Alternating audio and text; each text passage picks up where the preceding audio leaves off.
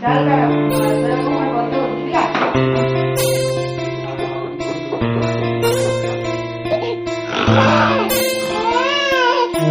Everyone, good morning. কেমন আছো সবাই? আশা করি অনেক ভালো আছো, সুস্থ আছো। আমি অনেক ভালো আছি, সুস্থ আছি। আমার নতুন একটা ভিডিওতে তোমাদের জানাই অনেকটা ওয়েলকাম। আর এই যে দেখো, আজকে হচ্ছে আমার কাজ অনেকটাই বেড়ে গেছে। মানে এই সকাল সকাল আমাকে সবটাই পুরো মুছতে হচ্ছে। এই জাস্ট আমি একটু আগে ঘরটাকে মুছেছিলাম, তারপরেও আমাকে দুবার করে মুছতে হয়েছে ঘরটা, কারণ আমারই ভুলের জন্য।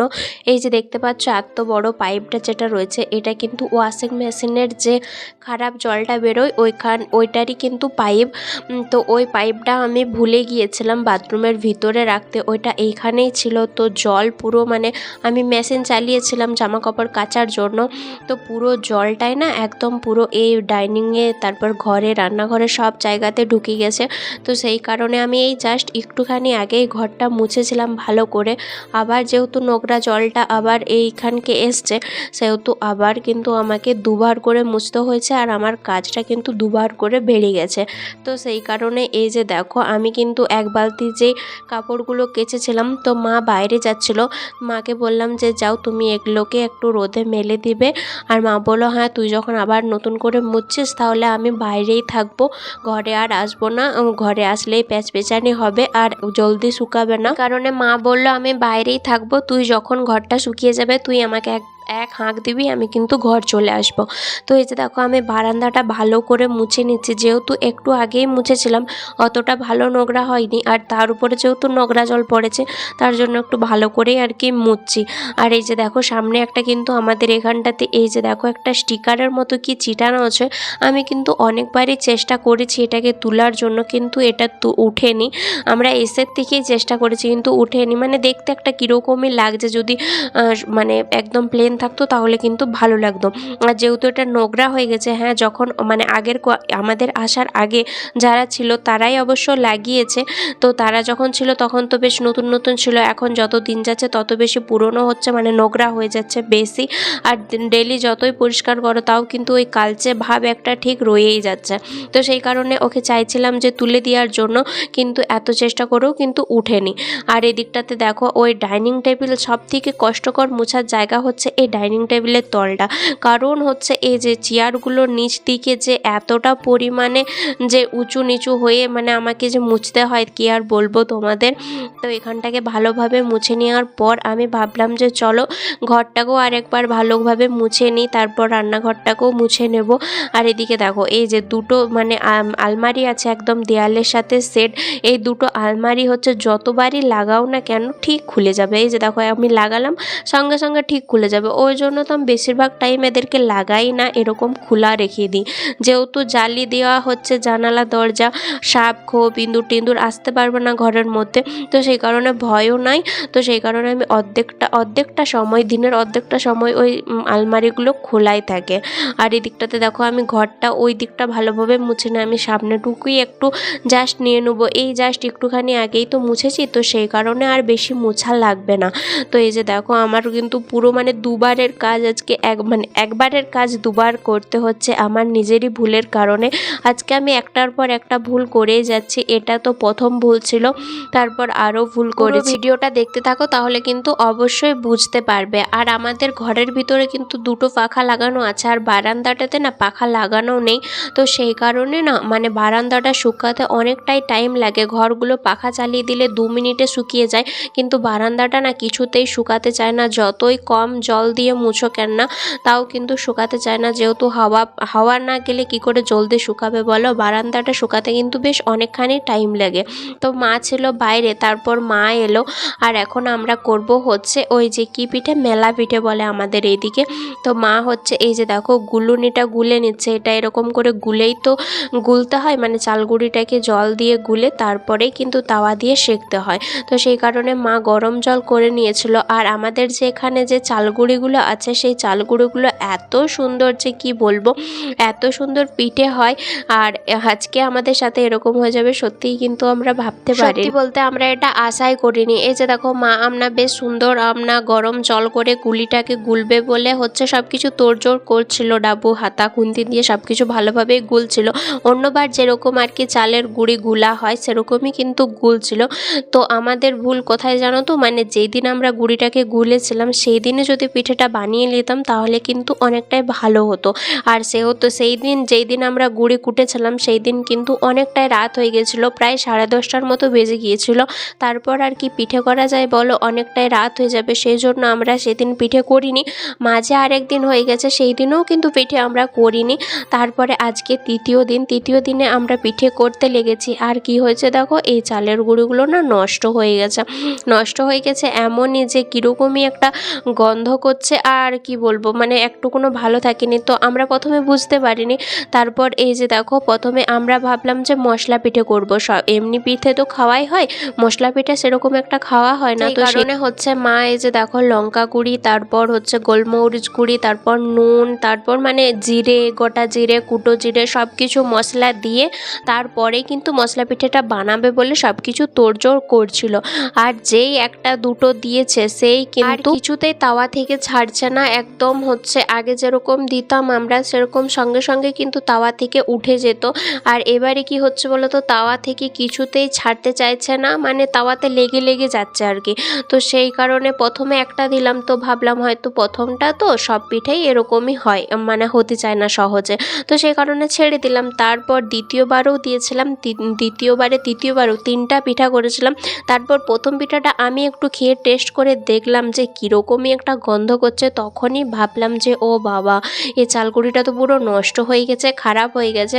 তো আর কিন্তু 3টে পিঠে করার পর আর কিন্তু করিনি। এই 1 জামবাটি গুড়ি গুলা কিন্তু আমাদের নষ্ট হলো। তো এই একটা ছোট্ট ভুলের কারণে কিন্তু আমাদের এতটা জিনিস নষ্ট হলো। তো আমরা যদি চালের গুঁড়িটাকে রোদে দিয়ে দিতাম তাহলে কিন্তু এতটা ক্ষতি আমাদের হতো না। আর যেহেতু এখানে সব কিছুটাই কেনা, মানে কিনে খেতে হয় আমাদের, তাহলে এতটা 1 বাটি চালের গুঁড়ি মানে প্রায় 100 মতো চাল আমরা কুটেছিলাম। তো 100 চাল হচ্ছে প্রায় পুরোটাই নষ্ট হয়ে গেল। তো ওই জন্যে মানে আমাদের ছোট্ট ভুলের কারণে কিন্তু এতটা আমাদের ক্ষতি হয়ে গেল, আমরা সত্যিই কিন্তু বুঝতে পারিনি। আর এদিকটাতে দেখো চালের গুঁড়ি যেহেতু হলো না, এবার আমরা দুপুরবেলাতেই করতে লেগেছিলাম পিঠেগুলো, যে দুপুরবেলাতে হলে বিকালবেলাতে আর কিছু করতে লাগবে না, ওই পিঠে খেয়ে রয়ে যাব। কিন্তু আর হলো না যেহেতু, তারপর কিন্তু ভাত খেতে হবে আমাদের। তো ভাত খাওয়ার জন্য এদিকে দেখো আমরা কিন্তু ডিম ভাজছি। আর ডিমটা দেখো আমি ভাজছি কারণ হচ্ছে ডিম ভাজতে আমার খুব ভালো লাগে। যদিও না প্রথম আমি ডিমটা এভাবে উল্টাতে পারতাম না, এখন কিন্তু করে না ঠিকঠাক মানে অভ্যাস হয়ে গেছে। তো এখন বেশ ভালোভাবেই কিন্তু আমি উল্টাতে পাল্টাতে পারি। আর যেহেতু ডিমের থেকে পেঁয়াজ বেশি হয়ে গেছিলো, আর আমার আগে ভালো লাগতো না পেঁয়াজ দিয়ে ডিম খেতে, কিন্তু এখন বেশ মোটামুটি আমাদের ভালোই লাগে পেঁয়াজ দিয়ে ডিম খেতে।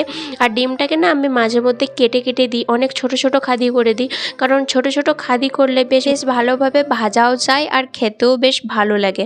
তো আমার পার্সোনালি কিন্তু ছোট খাদি করতে বেশ ভালো লাগে। তো সেই কারণে এই যে দেখো আমি মাঝখানটা চিপে দেখছিলাম যে হ্যাঁ কাঁচা আছে কি না, তারপর দেখলাম না ভালোই কাঁচা আছে, সেই কারণে এই যে দেখো মাঝখান বরাবর আমি কিন্তু খাদি করে দিয়েছি। 4 খাদি করলেও হতো, কিন্তু দেখলাম যে আরও ছোট করে দিই, খেতেও ভাল লাগবে আর দেখতেও ভাল লাগবে। বড় খাদিগুলো দেখতেও আমার বেশ ভালো লাগে না, তো সেই কারণে যত ছোট হবে ততই কিন্তু বেশি ভালো লাগে। তো এই দিকটাতে দেখো, আর ওই দিকটাতে হচ্ছিল কিন্তু ভাত, মানে ভাতটা বাবার জন্য গরম করা হচ্ছিল, যেহেতু সেই সকালে রান্না হয়েছে। আর অত সকালে রান্না তো আমরা খাই না, একটু গরম হলে তবেই ভালো লাগে। আর এখন শীতকালের এইদিকে যেহেতু শীত পড়েনি, তাও তো শীতকালই বলতে হবে, এদিকটাকে কি আর গরমকাল বলবো। তো সেই কারণে এই যে দেখো একটু ভাতগুলোকে গরম করে নিচ্ছে মা, জাস্ট একটুখানি 2 মিনিট গরম করলেই কিন্তু হয়ে যায়। আর ওইদিকে আমি এখন ডিম ভাজছি, ডিম ভাজা, গরম ভাত, আর হয়েছিল কিন্তু সোয়াবিনের তরকারি। তো এটাই ছিল আমাদের আজকে দুপুরের মেনু। তো এই দিয়েই খাওয়া দাওয়া করার পর আমরা কিন্তু ঘুমিয়ে পড়েছিলাম, আর কোনো ভিডিও শ্যুট করা হয়নি। তারপর বিকালবেলা 4টার সময় উঠে বাবা বলেছিল চা করতে, তো চা করার জন্য এই যে দেখো আমি চলে এসেছিলাম ইন্ডাকশানের এখানে। তো প্রথমেই আমি চা করার আগে আমি যেটা প্রথমেই করি, একটু গরম জল করে নিই। গরম জল করার একটাই কারণ, বেটুর খাবারের জন্য।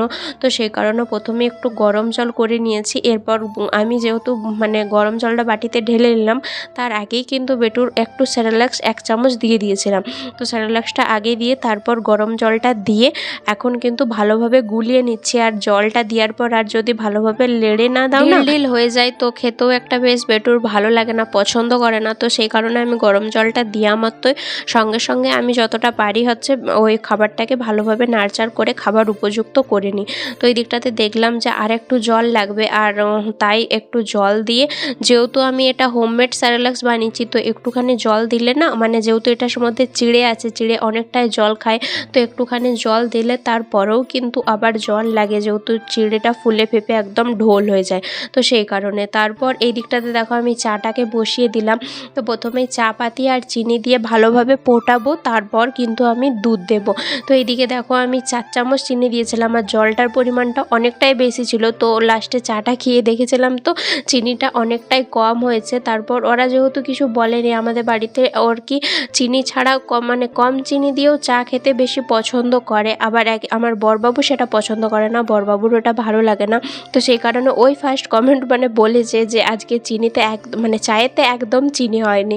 তো যাই হোক, এই দিকটাতে দেখো আমার চা অলরেডি কমপ্লিট হয়ে গেছে। এখন আমি ছেঁকে নিয়ে সবাইকে দিয়ে দেবো। আর ক্যামেরাতে চায়ের কালারটা কীরকম কালো কালো লাগছে, এতটাও কিন্তু কালো চা করিনি, বেশ ভালো চাই করেছিলাম। ক্যামেরাতে কেন এরকম লাগছে আমি সত্যি কিন্তু বলতে পারবো না।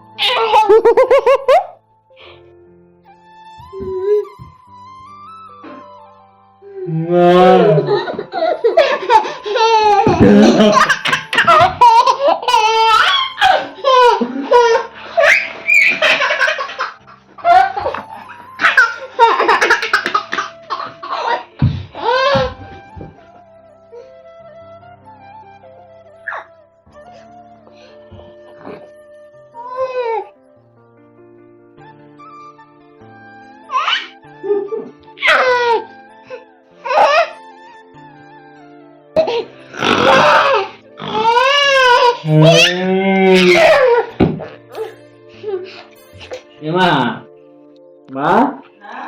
Ah.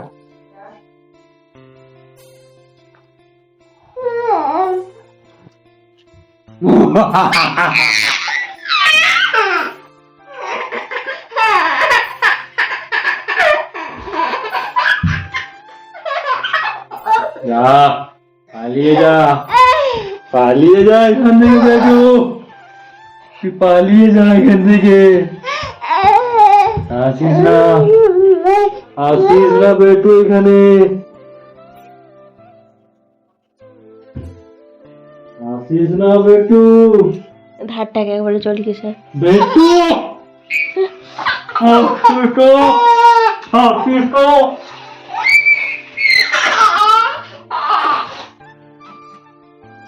তোমরা তো দেখতেই পেলে বাপ আর বেটুর হচ্ছে খেলাধুলা। আর এই দিকটাতে বরবাবু কটা জিনিস অর্ডার দিয়েছিল, তার মধ্যে এই 3টে ছিল আমার খুবই স্পেশাল, মানে খুবই পার্সোনাল জিনিস একদম। এই যে দেখো, সেই জন্য আমি একদম উপরে রেখেছি।